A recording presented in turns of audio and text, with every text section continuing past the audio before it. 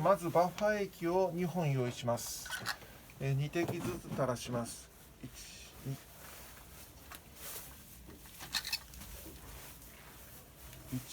2、1、2滴ずつ準備して置いておきます。次に血液を準備します。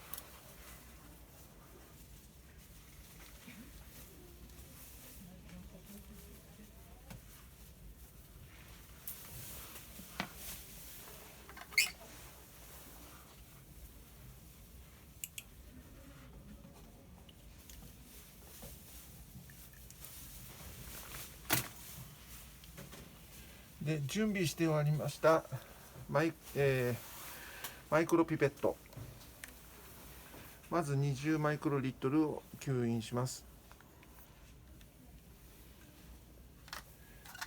泡が立たないようにバッファー液の中に注入します。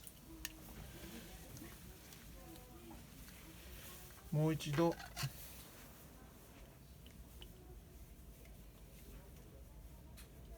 20マイクロリットルを取ります。泡が立たないように注入します。で、これで20マイクロリットルのピペットは終了です。次に120マイクロリットルに設定してあったピペットを用意します。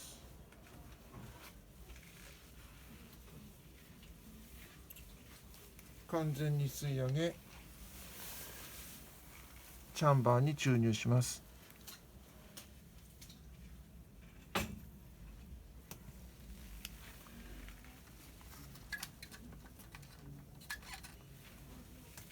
もう一度吸引をして、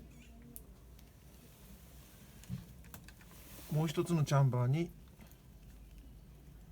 注入します。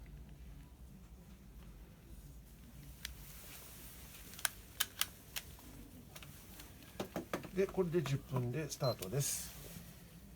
はい、これがイノビータ社のキットの使い方です。終わり。